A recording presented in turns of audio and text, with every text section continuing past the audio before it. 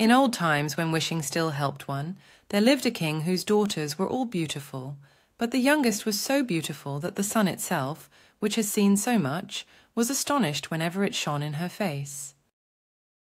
Close by, the king's castle lay a great dark forest, and under an old lime tree in the forest was a well, and when the day was very warm, the king's child went out into the forest and sat down by the side of the cool fountain, and when she was dull, she took a golden ball and threw it up on high and caught it, and this ball was her favourite plaything. Now it so happened that on one occasion the princess's golden ball did not fall into the little hand which she was holding up for it, but onto the ground beyond, and rolled straight into the water. The king's daughter followed it with her eyes, but it vanished, and the well was deep, so deep that the bottom could not be seen. On this she began to cry, and cried louder and louder, and could not be comforted. And as she thus lamented, someone said to her, "What ails thee, king's daughter? Thou weepest so that even a stone would show pity." She looked round to the side from whence the voice came, and saw a frog stretching forth its thick, ugly head from the water. "Ah, old water splasher, is it thou?" said she. "I am weeping for my golden ball, which has fallen into the well." "Be quiet, and do not weep," answered the frog. "I can help thee. But what wilt thou give me if I bring thy plaything up again?"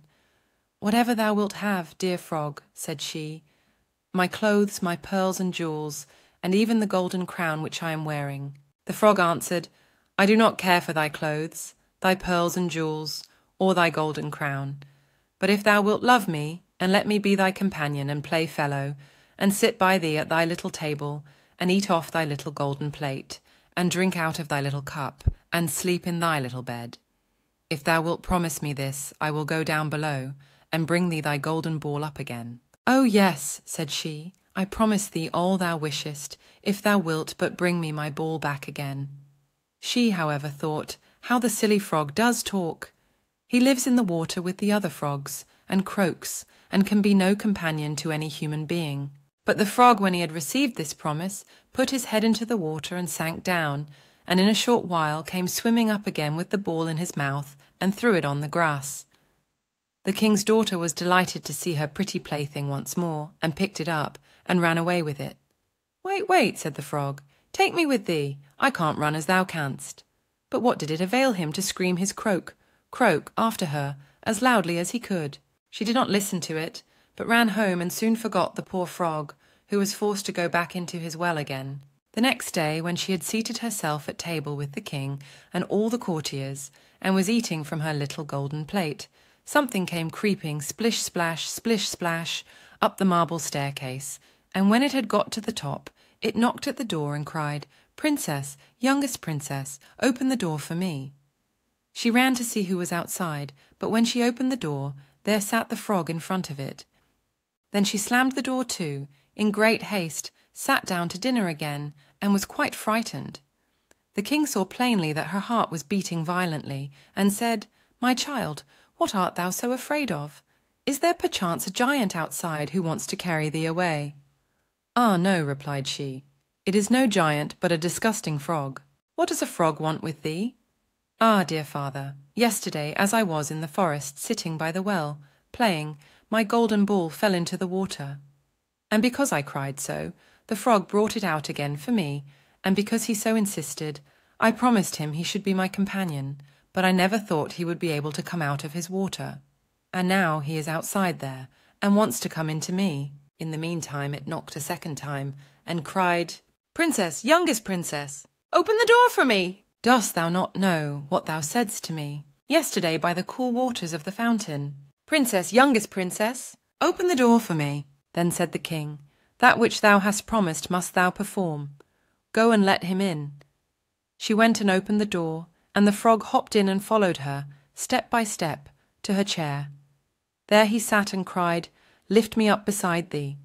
She delayed, until at last the king commanded her to do it.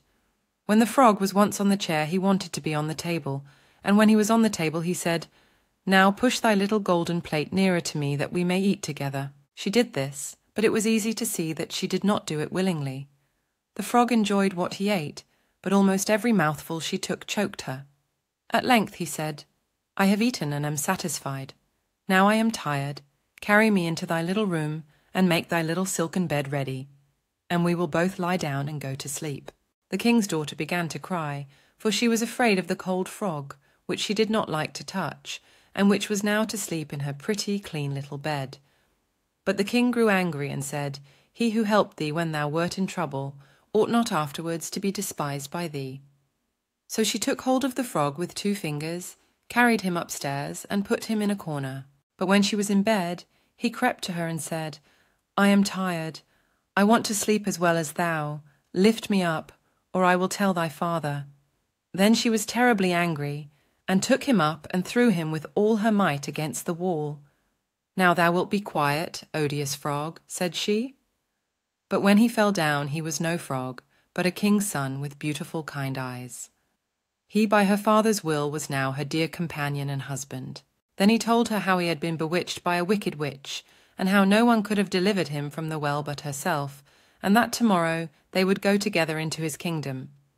Then they went to sleep, and next morning, when the sun awoke them, a carriage came driving up with 8 white horses, which had white ostrich feathers on their heads, and were harnessed with golden chains. And behind stood the young king's servant, Faithful Henry. Faithful Henry had been so unhappy when his master was changed into a frog, that he had caused 3 iron bands to be laid round his heart, lest it should burst with grief and sadness. The carriage was to conduct the young king into his kingdom.